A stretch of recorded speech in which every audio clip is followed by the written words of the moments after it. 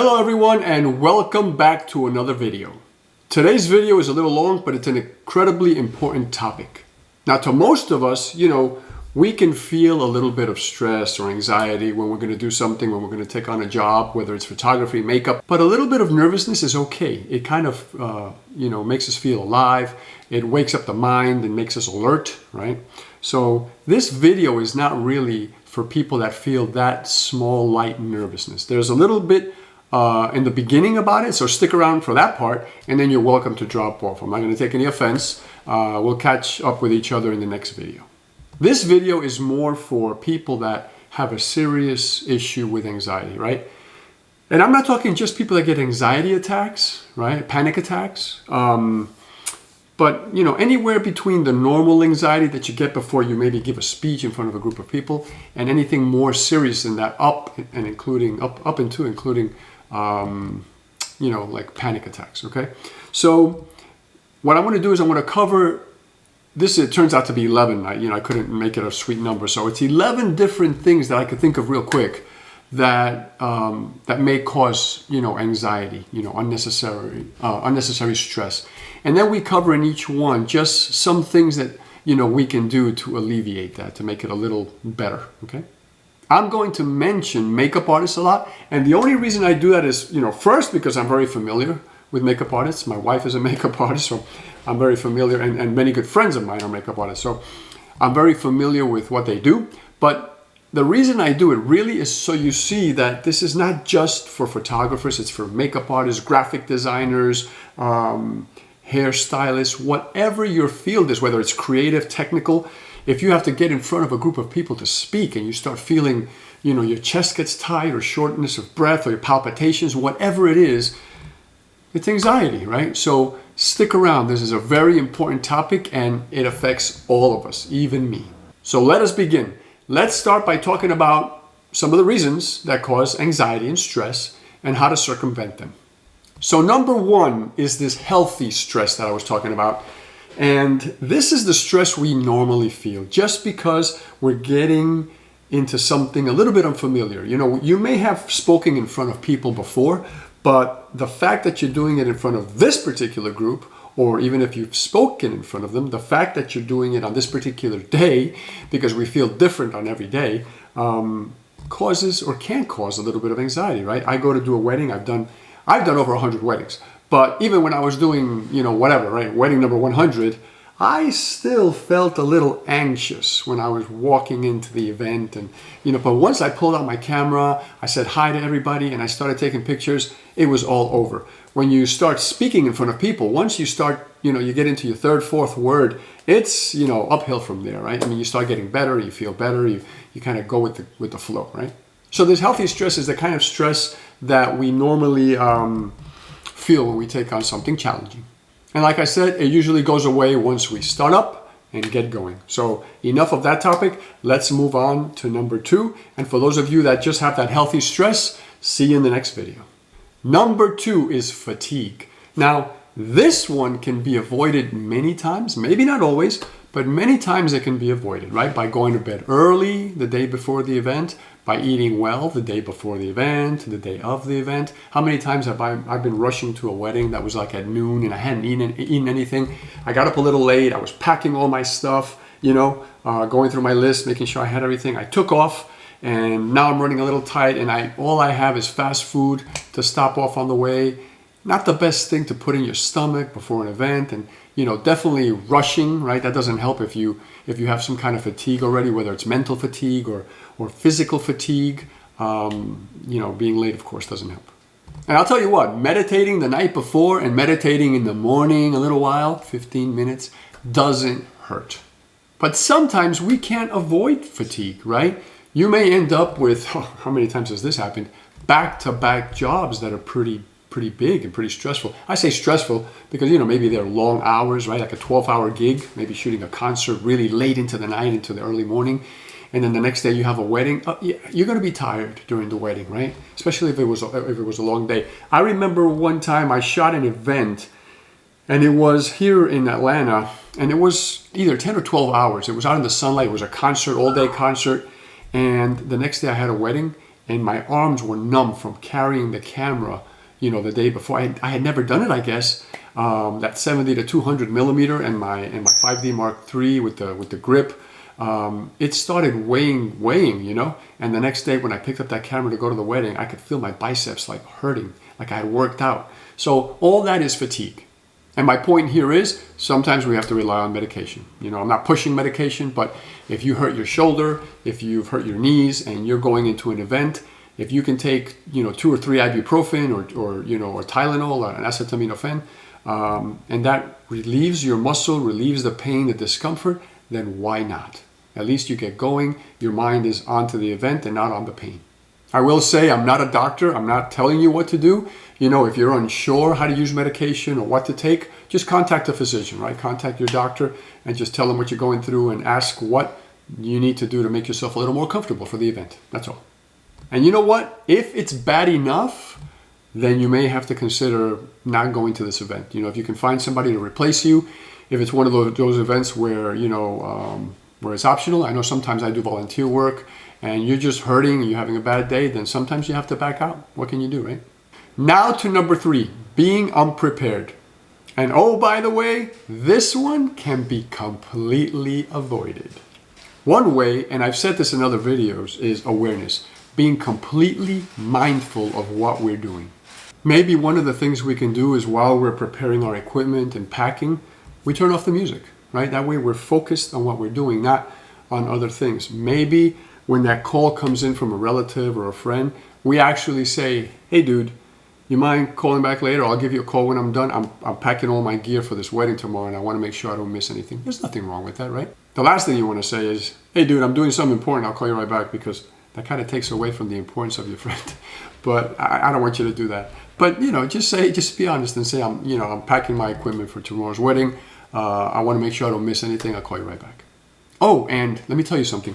It doesn't hurt to make a list, right? The first few times you pack your gear for an event, make a list. And you might have different lists for different types of events, right? Concert, if you're doing that a lot. Weddings, if you're doing that a lot. Portraits, right? You want to make sure which lights you're taking, how many batteries you're taking, cords, cameras, lenses, anything, accessories, bags.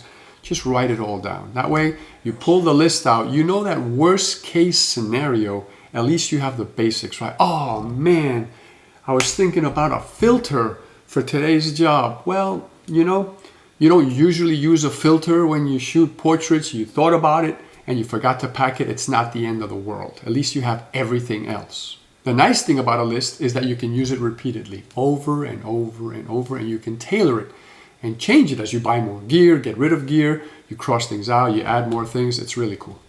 And if your client has asked for special shots or looks, you want to make sure you write that down, definitely, right? And look at it, you know, a couple times through the months before and leading up to the event, but definitely the night before the event, maybe the morning of the event, you want to go through that list, make sure that you're mentally prepared to cover those things that your client is asking for. That's very important too. Being prepared is also, you know, a little bit of planning for worst case scenario. I've been in weddings where, you know, it was going to start getting dark because it's the fall. It was going to start getting dark around 5 or, 6 p.m. And we were supposed to shoot the couple out in the garden, around 4 o'clock. And everything kept getting pushed. And now we find ourselves, and it's 5:30, and we're in the garden, right? And the light has changed completely. Did I do anything wrong? No. I planned for a sunny shoot in the garden. I didn't bring lights. I didn't bring any of that stuff, right? Reflectors, and maybe reflectors I did, but no lights. Because it was going to be an outdoor wedding. Whatever the situation. You see where I'm going, right? Sometimes it's not our fault. But the thing is, we ended up in that situation. So what I'm trying to say is, carry some extra stuff in the car. You don't have to take it in with you. But you never know when things are going to change, and you might go, oh my gosh, thank goodness I bought that stuff. If you haven't caught on already, you're starting to see that, this is an important topic, but it's going to get even better. But there's a lot of information, and there are some cool things that may apply to you and some others that don't. Have a piece of paper. If you want to pause this video, go get yourself a piece of paper and a pen or pencil and just write some of these down, because we all get nervous. And if you're getting a little more nervous than average, than normal, then you definitely want to take a look at some of these before you go on an event, or to an event the day before. Just take a look at them, remind yourself, because there's a lot going on here, and we're going to cover so much, as quickly as I can, because I don't want to make this a 2-hour video, but we're going to cover all the situations that may lead to stress, and then things that we can do quickly to take care of it. Number 4 is a really critical one: lack of skills. And this too can be avoided. Know your craft, understand lighting, composition, all of that stuff, right? Etc., etc. If you're a makeup artist, understand your brushes, how each one works, the difference between sponges and brushes and all that stuff, right? The difference between different brands of makeup and what they offer. As a makeup artist, I have to know what my customer wants, so I know if I'm going to contour the face, if I'm going to do a flat look, if I'm going to do a dramatic look with some shadows. All of that is very important. And in photography and in anything that you do, we have to know what our customer wants, and then we just have to have the skills to pull it off. The other thing is know your gear, right? I mean, I talked about brushes and stuff like that, right, as a makeup artist, but you have to know your craft. So for a makeup artist, it's just the technique in general, right? How to apply makeup correctly and differently. For a photographer, it's the composition, the lighting. But as a photographer, knowing your craft, right? Knowing your tools, understand your lenses, your camera, right? If you switch cameras, make sure you have time with that camera before you go shoot a wedding with it or any serious event. Your editing software, you have to be very familiar with that. Maybe have used it before. You don't want to deliver something, commit to delivering something the day after you shoot it, and you're not very familiar with that software. And really, this is where I meant to say the brushes, the sponges, and all that stuff for the makeup artist, right? Knowing your tools, your gear, this is where all that stuff comes in. And last but not least in this category is develop your people skills. That's very important. We talk about it a lot on this channel. Some channels don't really talk about it too much. It's more about the technical side of photography, and that's fine. That's what those channels are for. But we can't neglect that. We're dealing with people, and you're going to see there's more coming in here about that responsibility that we hold. But definitely we need to develop our people skills and feel comfortable around people, even if we're introverts. Let me add a couple of things here to lack of skills, right? Making sure we understand everything that we're doing. We have to really focus on our weaknesses, on the things that we're not so good at. It's very easy to focus on the things we're good at because we do them well and we love the way they look, right? If you're a makeup artist and you're really good at contouring, that's the stuff you're going to lean towards every time. And if I'm a photographer and I love a very even look with lighting, that's what I'm going to, concentrate on every time. I'm not going to feel comfortable using one light and creating dramatic effects. And as a makeup artist, I may not feel comfortable, doing very bright colors because I don't practice that enough. That's what we have to practice. The things that we're not so good at, that's what brings up our technical level. Basically, it's more fun to do what we do well. I mean, there's no doubt about that. But if we always do what we do well, we're never going to get better. It's okay to step into opportunities that we're not that comfortable with. Otherwise, how do we grow, right? That's how we kind of challenge ourselves, because I may not have a way of shooting a wedding. I mean, what am I going to do? Fake a wedding? It's hard to get people to do all this stuff, right? So, maybe I do have a way, but it's difficult. So if I've done mostly portraits and sports, and one day somebody comes to me and says, hey, can you shoot our wedding? Either because they're a friend or they've seen some of the work. It's okay if you've already developed your skills, you understand your camera, you're good with your editing software. It's okay to say, yes, I love to do your wedding. It'll be my first wedding, but I'm very comfortable with my photography, my skills. What I can do is charge you a little less, and because it is my first wedding. And this is a good way for you to practice something new. But there is a limit to everything. And if you're just starting out, if you're not very familiar with your camera, if you're not very familiar with the equipment, and somebody comes up to you and says, hey, do you do weddings? And you go, oh yeah, I do weddings, let's go. And you jump into something that you can't handle, that's a problem. That's like going into that pond, not really being a good swimmer and jumping off the deepest end into the deepest end. And that could lead to a disaster. Number 5, if you've been shooting enough, you've dealt with this one. It's poor equipment or equipment failure. So poor equipment is one thing, right? I have a bunch of, old lenses. My camera's getting old. Maybe the focusing is not even as sharp. My 5D Mark III is about 7-8 years old. And up until a little while ago, I wasn't happy with it anymore. I was already thinking of a new camera. and I like to hold on to my things. I take care of them. But basically what the camera needed was some maintenance. I sent it in. It cost me about $300. And they opened it up, they lubricated it, they tuned it, focusing, they did everything. The camera came back, they cleaned the sensor. Oh my gosh, the camera is like brand new. The pictures are sharper, the camera feels tight, everything just feels really good. So we need to do this. We don't think twice about spending $3,000 for a camera and another, $2,000 for one lens and $1,500 for another lens. And then we think it ends there, but we really need to take our stuff in. Lenses probably should be taken in every 5 years just for a quick look. Make sure they're not developing any fungus and everything's working well, And then cameras every year, worst case every 2 years. And it's not a big price to pay to keep your gear in good shape if you're using it. If you're not using it a lot, then definitely wait 2 or 3 years to take your camera in. But if you're shooting portraits and weddings, the camera needs to go in every year for a look and some fine tuning. Not doing so can lead to some complicated things like pissed off customers that won't call you again, will give bad references. And the worst, even legal issues.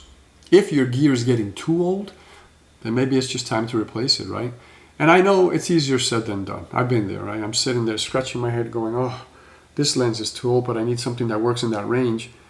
I've done it. I pulled out that credit card or whatever, if you have a business, small business loan, whatever it is, get yourself some fresh equipment. It's going to make you feel more confident. It's going to bring down that stress and those nerves, and it's going to make your pictures and your product look better.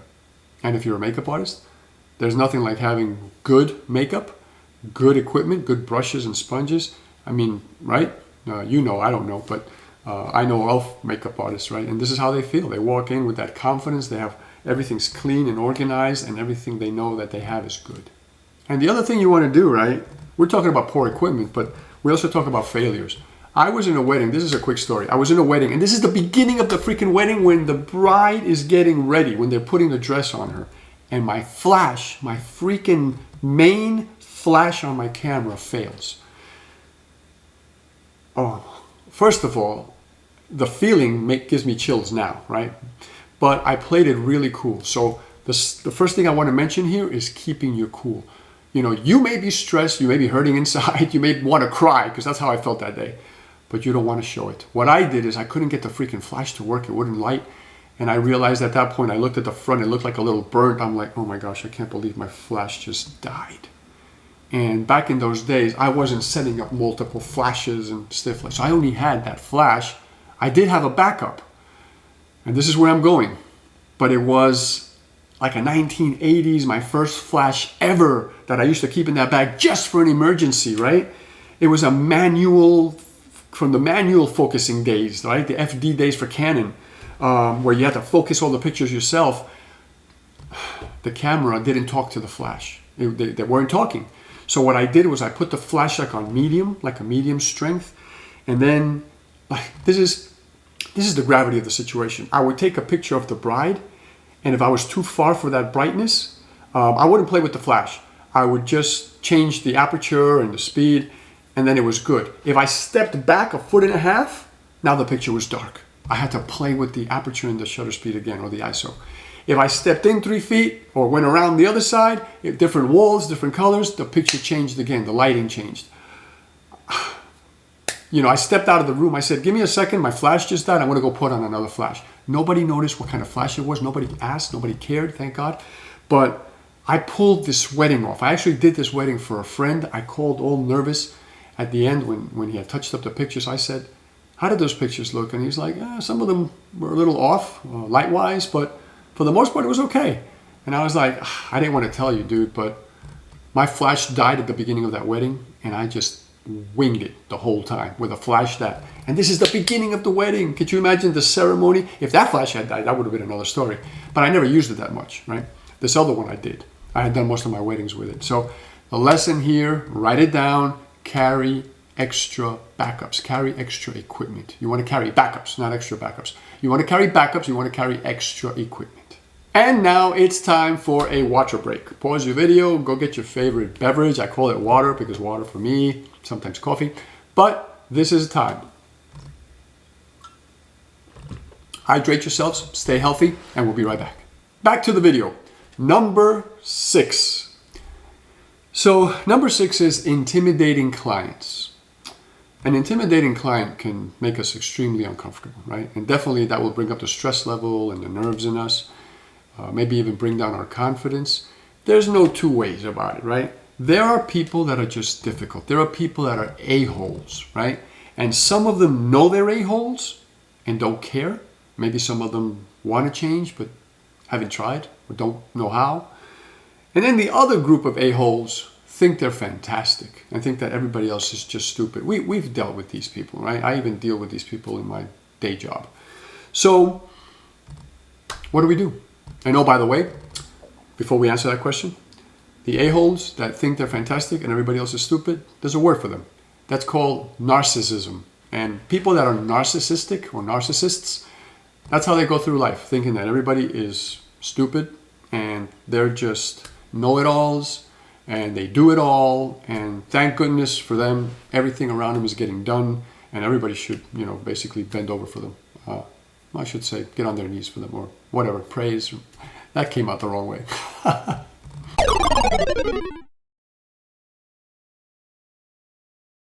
So at the end of the day, people are people, right? And we have to deal with difficult people. I didn't have to go into that so much. But, you want to make sure that your contract covers this. If your client becomes disrespectful or even belligerent, you want to give yourself the opportunity, the right to just walk away. Now, you have a choice, right? You can talk to them if you think they're somebody that you can talk to and say, hey, this is difficult for all of us. You're not the only person stressing out here, right? We're all trying to make this happen. You're being disrespectful, and I didn't sign up for that. So if we're going to continue to work together today, and you want good pictures, or you want some good makeup, depending on what, right? Then we need to get along, and you need to treat me respectfully, because you're not doing that. You're being very disrespectful. Many times people hear that and go, I'm sorry, you're right. You're right, and they know they've done this before, probably, but it's good to call them out. Now, if you think the person is narcissistic to that level, where they can get dangerous when you call them out, then don't call them out. That's why you want to have that in your contract. You want to be able to just leave, right? Now, if they're really dangerous, if you see a side of them that you never saw that day come out, where they're being really, really nasty and almost, dangerous with people, then what you want to do is you want to take as many pictures as you can, or whatever, if you're doing makeup. And when you do makeup, it's going to be difficult because you got to pack everything, right? But if you're just holding your camera and you got a couple things laying around, then you want to just quietly leave, right? And it's in your contract. It's in your contract, right? There's nothing they can do. Hopefully you will never end up in this situation. I've never ended up in that level of a situation. I've been with some rude people. They were mildly rude, so I didn't even have to approach them. It's one of those things where you go, oh well, these are some of the people we have to deal with sometimes. But, and thank goodness for that, right? But one of the things that works too is get a family member that you became comfortable with, or somebody you talked a little bit with and smiled with, and just say, hey, your husband or your wife or whoever it is, right? Uncle Bob is becoming really difficult, and it's making my job difficult. And I just want to have a good time today. I want to do the best job I can do with you guys. I want you to be happy with your pictures. And I can't do that if I'm stressing out because, people are being nasty and rude around me, right? And it doesn't even have to be nasty and rude towards you. It might be nasty and rude to everybody else. But if it's making your concentration get thrown off, you don't want to be there. So, do it kindly, right? Hopefully you don't have to sneak out the back or whatever. But, there are ways around this, right? If you were in my situation where the person, it was the mother of the bride, by the way. One situation, it was the mother of the bride, and the other situation, it was the bride herself. Where people are just mildly rude and it's just the way it is. Then maybe console yourself by saying, this too shall pass. Number 7. And you notice I didn't do my fingers thing because the numbers are getting too big. And I don't know how to count my fingers. So I do that with my toes usually. So number 7 is terrible shooting conditions. Now this can sometimes be avoided, but not always. Now what do I mean by this can sometimes be avoided, right? Terrible shooting conditions, Juan, what do you mean? You're going to control the rain? You're going to control the sun? I don't mean that. What I mean is if I know I'm going to go shoot at a creek or like a river, right? And we're going to do a nice little engagement shoot there. I should already know, if I've been to that setting before anyway, that some of those rocks have mold and are really slippery. So I need to take either boots or some kind of rubber shoes or like those boots that go up to like your thighs if you're going to get in the water and you're going to do some really cool shoots. You need to be prepared, basically, right? That goes back to being prepared. But here specifically, it's just terrible shooting conditions because it's everything around us, right? But it helps if we're prepared for this, right? So we have to think ahead. Where are we going to be?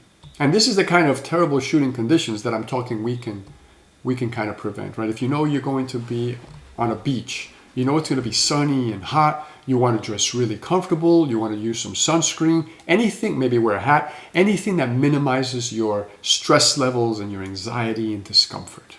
Not thinking of some of these things will, of course, make us uncomfortable and nervous, whatever, but it can even be dangerous, right? If you're shooting in a river and these rocks are extremely slippery and you have the wrong shoes or sandals or whatever, you know where this is going, right? So don't play with that stuff. Make sure you know where you're going. Study the locale or the location, and just make sure you're prepared. Now, for the flip side, for the stuff that we don't control, like they said it was going to be a mild little drizzle all day, and then you get there and it's pouring thunderstorms and there's lightning, and you have the bride and the groom looking at you like, so what are we going to do? Talk about stress. So this is going to sound repetitive. But the solution here to minimize our stress level is, again, trying to be prepared, right? What does that mean? Well, if we're going to go shoot a wedding, carry an umbrella in the car, maybe two, because you may need one and you may need somebody to hold an umbrella high for the bride and the groom. If one of the family members volunteers, unless you have an assistant, by yourself. I mean, unless you have your own assistant. Carrying a poncho or two doesn't hurt if you have an assistant, one for them. Of course, you can't put one on the bride and the groom because they're dressed, right? But, making yourself a little more comfortable that day. If there is a drizzle, you can always put the bride and the groom under a little roof or something, but you may not have that ability. So if you're wearing a poncho, if you're wearing something like that, it makes it a little more comfortable. Having some plastic bags doesn't hurt either, right? And then having Ziplocs. The Ziplocs are important. I taught this in one of my classes, and the videographer that was taking the photography class said, "Oh, Juan, why didn't anybody teach me this? I lost the video camera because of this." When you are in cold weather, and you may have seen this, and you come indoors into humidity, like a restaurant or even just your home, your lenses and everything, your camera starts fogging up. Well, when that fog gets inside, it takes forever because there's no air moving around in there. It takes forever to dry up. And many times that'll cause a fungus to start growing. When that happens, you can throw your lens in the garbage most of the time. There are times when they can save it if you send it in quick enough because it hasn't etched into the glass yet. But if you wait around and you just can't get into the camera shop and 6 months go by, throw it in the garbage. The lens is gone. And that's what happened to him. Not only did he ruin the lens, but he ruined his camera. His camera wouldn't turn on. He brought it indoors, sat it on the table. It was humid. The camera started sweating. And then, of course, he made the mistake of turning it on when it was wet. And the camera, flickered. Never turned it on again. That was it. So carry some Ziplocs when you're outdoors and it's cold and you know you're coming indoors to a humid place. Put your camera in there. It's okay outside to take them apart and put the caps on them and everything. Put your lens in one bag, Ziploc, take the air out of it, Ziploc it. Put your camera in another, take the air out, Ziploc it. Put them in your bag, come indoors, sit them on the table. There's no air in this bag, so there's going to be no condensation. Your camera, your lens is just going to sit there really cold. They're going to reach room temperature, and as soon as they do, even before reaching complete room temperature, you open the Ziploc and you start shooting. Now, if this is going to be a problem, like you have to continue shooting immediately, then you need to have a backup camera and a lens, right? Because if the bride or whoever's expecting that you're going to come back indoors and you're going to continue shooting, then of course you're going to have to leave your camera and your lens in the bag, sitting somewhere, but then you're going to have to pull out some other equipment that you had indoors already, ready to use and start shooting.